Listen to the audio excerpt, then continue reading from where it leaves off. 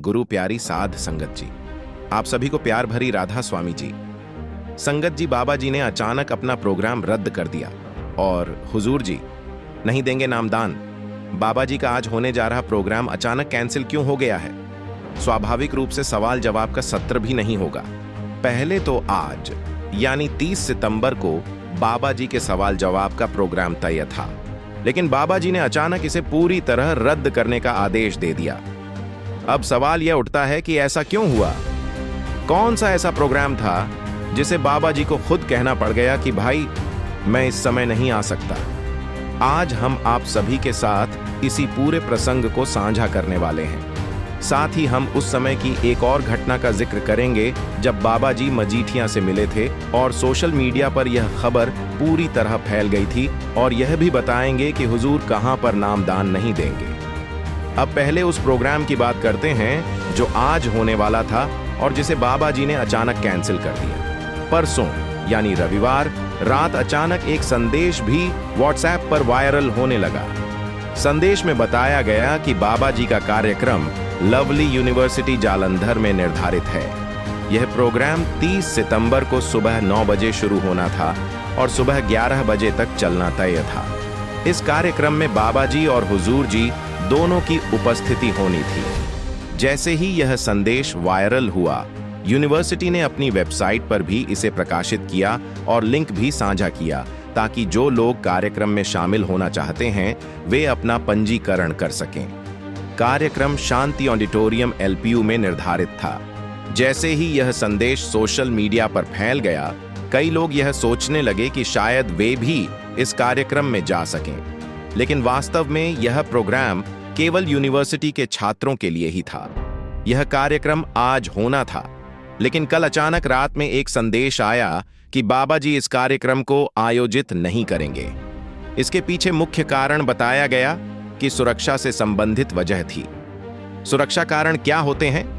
मान लीजिए, जब किसी कार्यक्रम के लिए यूनिवर्सिटी में व्यवस्था की जाती है तो कभी-कभी सभी सेटिंग्स पूरी तरह से तैयार नहीं होती।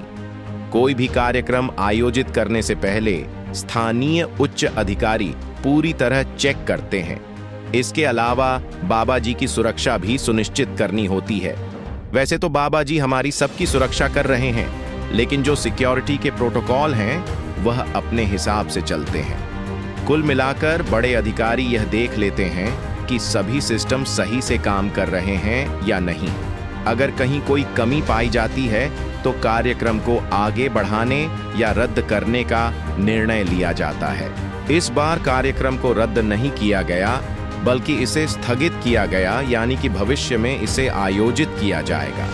कार्यक्रम कब होगा, इसकी जानकारी यूनिवर्सिटी की वेबसाइट पर और लवली यूनिवर्सिटी की ओर से अपडेट की जाएगी। सुरक्षा कारणों की पूरी रिपोर्ट बाबा जी तक भी भेजी गई थी। स्थानीय प्रशासन को भी इसकी जानकारी दी गई थी। जैसे ही कोई सत्संग या कार्यक्रम आयोजित किया जाता है, चाहे वह डेरा में हो, दिल्ली में हो या कहीं और, हमेशा स्थानीय प्रशासन और सरकार से लिखित अनुमति ली जाती है। बड़ी संख्या में लोगों को किसी जगह इकट्ठा करना हो तो सरकार की अनुमति अनिवार्य होती है। इसीलिए डेरा की ओर से किए जाने वाले सभी कार्यक्रमों में यह प्रक्रिया सुनिश्चित की जाती है। इस बार भी यही हुआ। फिलहाल कार्यक्रम स्थगित हुआ है और कारण सुरक्षा से जुड़ा है। बाकी कोई अन्य वजह भी हो सकती है, लेकिन आम जनता को स्पष्ट रूप से जानकारी नहीं दी जाती। कई छात्रों ने पहले ही रजिस्ट्रेशन करा लिया था और कई भक्त सोच रहे थे कि शायद हम भी जाकर दर्शन कर लेंगे, लेकिन इस कार्यक्रम में बाबा जी सीधे प्रवेश करेंगे और बाहर से आने वाले लोगों को दर्शन नहीं मिलेंगे। भविष्य में अगर कार्यक्रम आयोजित किया गया तो इसकी जानकारी मिलते ही इसे फॉलो करना चाहिए। पीछे पड़ना या दबाव डालना सही नहीं होगा। इसके बावजूद कई लोगों ने कोशिश की कि वे भी यूनिवर्सिटी जाएं। किसी ने आई कार्ड मांगना शुरू किया, किसी ने फोन कर पूछा कि प्रवेश की सुविधा दी जाए, लेकिन यह कार्यक्रम केवल यूनिवर्सिटी के छात्रों के लिए ही था, बाहरी छात्रों के लिए नहीं। यह यूनिवर्सिटी फगवाड़ा और जालंधर के बीच नेशनल हाईवे पर स्थित है। यह बहुत बड़ी यूनिवर्सिटी है और हमारे सत्संगी परिवार के कई बच्चे यहीं पढ़ते हैं और अध्ययन करते हैं। यूनिवर्सिटी पुरानी है और लवली ग्रुप का यहाँ एक शोरूम भी है। इसके अलावा यहाँ फ्रूट और मिठाई की दुकानें भी हैं। संगत जी, आइए अब उस बात पर आते हैं जब बाबा जी में मजीठिया से मिलने गए थे। थोड़े दिन पहले बाबा जी मजीठिया से मुलाकात के लिए गए थे। मीडिया के लोग और सोशल मीडिया पर लोग इसे लेकर चर्चित थे। फेसबुक और इंस्टाग्राम पर कई भक्तों ने कमेंट किए और अलग अलग लोग यह कह रहे थे कि बाबा जी मजीठिया साहिब से इस या उस कारण से मिलने गए। दरअसल बाबा जी और उनके परिवार के संबंध मजीठिया परिवार से हैं। जब पहले महापुरुष हुए थे, उनके परिवार और रिश्तेदारों में भी यह परंपरा रही है कि परमार्थ और भक्ति की भावना सर्वोपरि हो। पुराने समय में भी चाहे चौथे या पांचवें शासक काल की घटनाएं हों, परंपरा और भक्ति के मामलों में परिवार का योगदान महत्वपूर्ण रहा है। आज हम केवल सोशल मीडिया और कमेंट के माध्यम से इन घटनाओं को जान सकते हैं, लेकिन हमें समझना चाहिए कि इस प्रकार की सूचनाओं पर हमारा बुद्धि या तर्क सीमित है। किसी निष्कर्ष पर पहुंचने से पहले पूरी जानकारी होना आवश्यक है। कुछ लोग कहते हैं कि बाबा जी इस या उस कारण से गए, तो कुछ का कहना था फलानी वजह से गए। सब अपने अपने हिसाब से सोच रहे हैं। असल में बाबा जी के परिवार और मजीठिया साहिब के बीच पारिवारिक संबंध है। मीडिया में भी इस बारे में अलग अलग बातें आईं। एक मीडिया वाले ने बताया कि बाबा जी ने कहा था, अगर मुझे मजीठिया साहिब से मिलने की अनुमति नहीं मिली तो मैं बाहर अपनी संगत के साथ धरना देने पर मजबूर हो जाऊंगा। जबकि ऐसी कोई बात बाबा जी कभी कर ही नहीं सकते।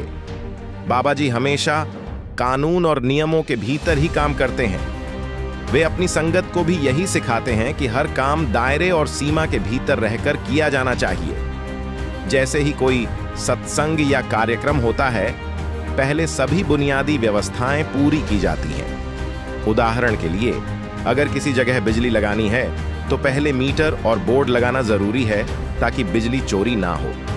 सब कुछ नियमों के अनुसार हो और उसके बाद ही कार्य शुरू किया जाता है।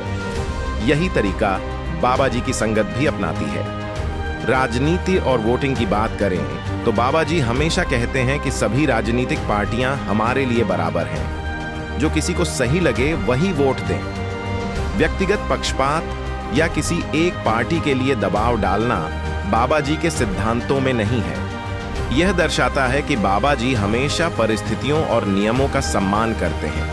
मीडिया पर भी लोग विभिन्न प्रकार की टिप्पणियां करते हैं। कभी फेसबुक या यूट्यूब पर किसी की आलोचना होती है। इस पर बाबा जी कहते हैं कि हमें इसे समझने की जरूरत है।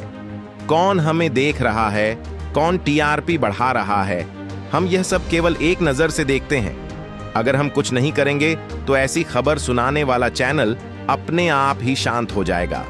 हमारे लिए भी यह दिलचस्प होता है कि हम कुछ मसालेदार खबरें ढूंढते हैं।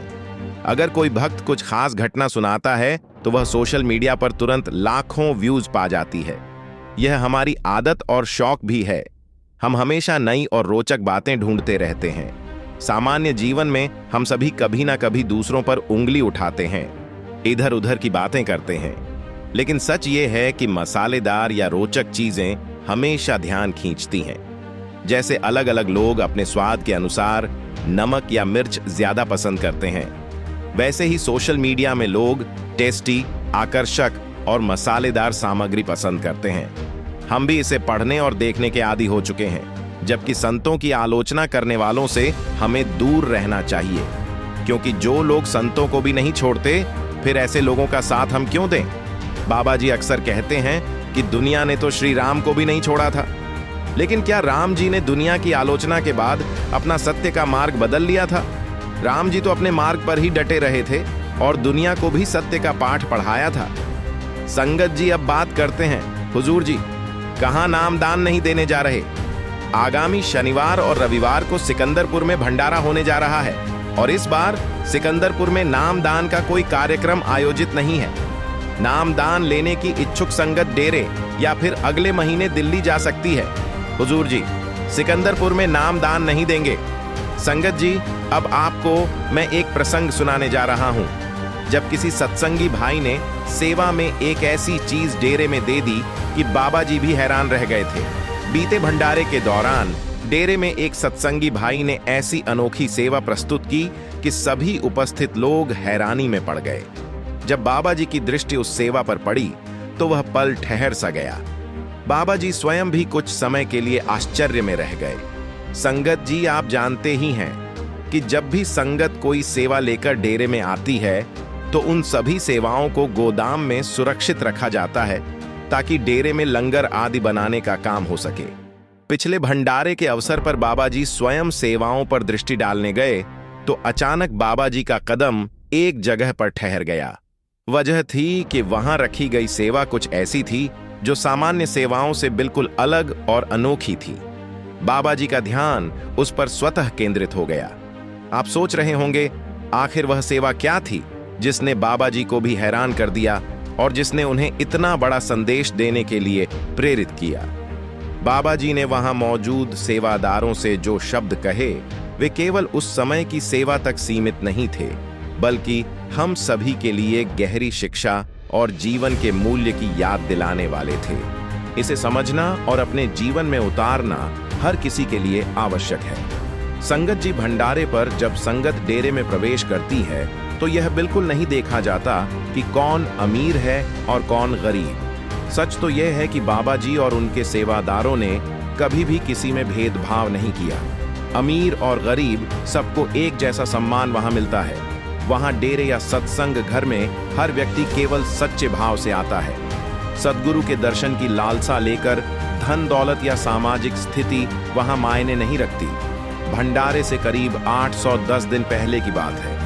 डेरे से लगभग 100 किलोमीटर दूर रहने वाला एक सत्संगी दंपति आपसे में बैठकर बातें कर रहा था। दोनों के मन में इस बार भंडारे पर बाबा जी के दर्शन करने की प्रबल इच्छा थी, पर सबसे बड़ी मुश्किल यह थी कि उनके पास डेरे तक जाने के लिए भी पर्याप्त पैसे नहीं थे। संगत जी, यह परिवार बेहद सादा और गरीब था। पति पत्नी पास के एक कारखाने में दिहाड़ी मजदूरी करके किसी तरह घर का खर्च चलाते थे। 3 छोटे छोटे बच्चे भी थे जिनकी पढ़ाई को वे बेहद अहम मानते थे। बच्चों की फीस और रोजमर्रा की जरूरतें पूरी करने के बाद उनके हाथ में इतना भी नहीं बच पाता था कि यात्रा का खर्च निकाल सकें। फिर भी इस बार उनके दिल में यह संकल्प था कि भंडारे पर न सिर्फ दर्शन करेंगे बल्कि सेवा का अवसर भी पाएंगे। मगर जेब पूरी तरह खाली थी और चाहत पूरी करने का कोई रास्ता नजर नहीं आ रहा था। साध संगत जी, जब इंसान पूरे भरोसे और सच्ची श्रद्धा से मालिक को पुकारता है तो सद्गुरु अपनी अद्भुत कृपा जरूर दिखाते हैं। ठीक ऐसा ही अनोखा करिश्मा इस दंपति के साथ भी घटित हुआ। भंडारे से ठीक पहले वाले रविवार की बात है। उस दिन यह दंपति अपने शहर के सत्संग घर पहुंचे। वहीं उन्हें पता चला कि एक सत्संगी भाई ने आने वाले भंडारे के लिए बस सेवा का प्रबंध किया है। दरअसल उस भाई के घर पोती का जन्म हुआ था और इस खुशी में उसने बाबा जी का शुक्रिया अदा करते हुए संगत के लिए निशुल्क बस सेवा रखी थी। सत्संग के अंत में माइक से बाकायदा घोषणा कर दी गई, जो भी संगत इस बार भंडारे में हमारे साथ जाना चाहती है वह बड़े प्रेम से इस बस में शामिल हो सकती है। ये सुनते ही मानो उस गरीब दंपति के चेहरे पर नई चमक उतर आई। दोनों की आंखों में उम्मीद की किरण जगमगा उठी। वे तुरंत उस सेवादार भाई के पास पहुंचे और बड़े उत्साह से अपना नाम लिखवा दिया। मन के भीतर ऐसी असीम खुशी उमड़ी कि घर लौटते पूरे रास्ते वे बाबा जी का धन्यवाद करते रहे। घर पहुंचकर भी दोनों बार बार यही सोचते रहे कि मालिक ने सचमुच हमारी मन की अरदास सुन ली और हमारे लिए रास्ता खुद बना दिया। धीरे धीरे भंडारे का दिन पास आने लगा। अब पति पत्नी आपसे में बैठकर सोचने लगे, हम अपने सतगुरु के दर पर खाली हाथ कैसे जा सकते हैं। सारी संगत तो प्रेम और श्रद्धा से कोई ना कोई सेवा लेकर जाती है, लेकिन हमारे पास ना तो पैसा है और ना ही कोई वस्तु जो हम अर्पित कर सकें। यह सुनकर पत्नी हल्के से मुस्कुराई और बोली, आप इतना क्यों सोच रहे हैं? घर में जो थोड़े से चावल और थोड़ा सा तेल रखा है वहीं साथ ले चलते हैं। सेवा में चीज की मात्रा नहीं, दिल की सच्चाई देखी जाती है। पति ने अलमारी खोलकर देखा तो सच में बस मुट्ठी भर चावल और आधा लीटर तेल ही रखा था। यह देखकर उसने भारी मन से कहा, अरे ये कैसी बात कर रही हो? सारी संगत वहां बड़े बड़े थैले और डिब्बे लेकर जाएगी और हम इतने से चावल और जरा सा तेल लेकर पहुंचेंगे तो लोग क्या कहेंगे? पत्नी ने नरम स्वर में उसे समझाया, आप दूसरों की परवाह क्यों कर रहे हैं? हमें किसी को बताने की जरूरत नहीं कि हम क्या सेवा लेकर जा रहे हैं। संत महात्मा हमेशा यही सिखाते हैं कि सेवा कभी दिखावे के लिए नहीं होती। जब सेवा सिर्फ मालिक को समर्पित होनी चाहिए तो फिर लोगों की नजर में बड़ा या छोटा क्या मायने रखता है। हम यह चावल और तेल बिना किसी शोर शराबे के चुपचाप वहां रख देंगे। यही असली भक्ति है। पत्नी की सलाह मानकर दोनों ने अपने बाकी सामान के साथ वह मुट्ठी भर चावल और आधा लीटर तेल की बोतल भी सावधानी से पैक कर दी। जाने से पहले पति ने एक छोटी सी पर्ची पर कुछ शब्द लिखे और उसे चावल के पैकेट के भीतर रख दिया। अगले दिन शुक्रवार की सुबह वे दोनों 6 बजे से पहले ही अपने शहर के सत्संग केंद्र पहुंच गए, क्योंकि यहीं से उनकी बस डेरे के लिए रवाना होने वाली थी। करीब 6 बजे जब सारी संगत बस में बैठ चुकी तो यात्रा शुरू होते ही उस दंपति की नजरें धीरे धीरे अपने साथियों के पैकेजों पर टिक गई। किसी के पास घी का बड़ा डिब्बा था तो किसी ने चावल की पूरी बोरी सेवा के लिए साथ रखी थी। यह दृश्य देखकर पति का दिल हल्का सा बुझ गया। मन ही मन वह सोचने लगा, काश मेरे पास भी कुछ बड़ा चढ़ाने लायक होता। उसकी छोटी सी सेवा उसे अचानक और भी छोटी लगने लगी। भले ही दिल में देने की चाहत पूरी सच्चाई के साथ धड़क रही थी, लेकिन यह भाई मजबूर था। कुछ घंटों की यात्रा के बाद बस डेरे पहुंच गई। संगत जैसे ही परिसर में दाखिल हुई, सभी लोग अपनी अपनी सेवाएं लेकर गोदाम की ओर जाने लगे।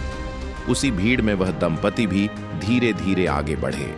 उन्होंने चुपचाप अपना छोटा पैकेट, जिसमें मुट्ठी भर चावल थे और आधा लीटर की तेल की बोतल, जो पहले से ही आधी खाली थी, गोदाम के एक कोने में सलीके से रख दी।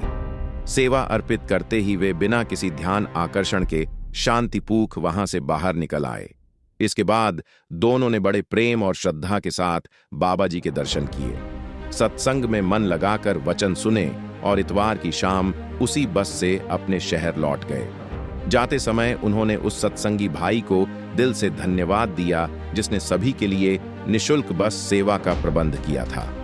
उधर जैसे ही संगत की सारी सेवाएं गोदाम में इकट्ठी कर सेवादार उन्हें ठीक से व्यवस्थित करने लगे, बाबा जी स्वयं वहां पधारे। उन्होंने संगत द्वारा प्रेम से अर्पित हर एक सेवा पर अपनी कृपालु दृष्टि डाली और सेवादारों को भी अपने दर्शन देकर धन्य कर दिया। जैसे जैसे बाबा जी गोदाम में सेवाओं को देखते हुए आगे बढ़ते गए, अचानक वे एक जगह ठहर गए। सेवादारों को लगा जैसे शायद कोई चूक हो गई हो। उन्होंने विनम्रता से पूछा, बाबा जी क्या हमसे कोई गलती हो गई? बाबा जी ने शांत स्वर में उत्तर दिया, नहीं बैठो, आप सब ने सब कुछ ठीक ही किया है, पर जरा वह सामने रखा छोटा सा पैकेट उठाकर यहाँ लाओ। एक सेवादार ने धीरे से वह छोटा पैकेट उठाया जिसमें मुट्ठी भर चावल थे और आदरपक बाबा जी के हाथों में रख दिया। बाबा जी ने पैकेट खोला तो देखा कि चावल के साथ एक छोटी सी पर्ची भी रखी हुई है। उन्होंने पर्ची को खोला और पढ़ा।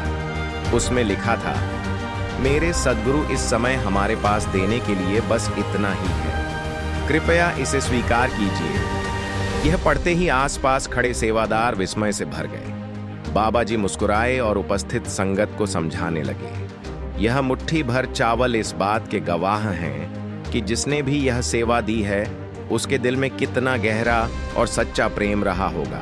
सोचो, जिसके घर में बस यही मुट्ठी भर चावल थे, उसने अपने हिस्से की चिंता छोड़कर इन्हें सेवा में अर्पित कर दिया। आमतौर पर इंसान पहले अपने लिए बचाता है और फिर सेवा के बारे में सोचता है, पर यहाँ तो उल्टा हुआ है। मालिक को सेवा की मात्रा से कोई फर्क नहीं पड़ता, वह तो केवल भावना को देखता है। जिस प्रेम और श्रद्धा से सेवा दी जाती है वही उसे प्रिय लगती है। याद रखो, दिल से दिया गया 1 रुपया उस लाख रुपए से कहीं बड़ा है जो केवल दिखावे के लिए खर्च किया जाए। इसीलिए कभी यह मत सोचो कि अमुक ने कितनी बड़ी सेवा की और हम उसे कम दे पाए। परमार्थ का अटल नियम है, अपनी कमाई का 10वां हिस्सा हमेशा परमार्थ में लगाना चाहिए, चाहे कमाई बहुत कम हो या बहुत अधिक। असली महत्व रकम का नहीं, भावना का होता है। संगत जी, अब जाते जाते आपसे एक ही विनती है, कमेंट में राधा स्वामी जरूर लिखें। और अगर आप हमारे चैनल पर नए हैं तो कृपया हमारे चैनल को सब्सक्राइब जरूर कीजिए। राधा स्वामी।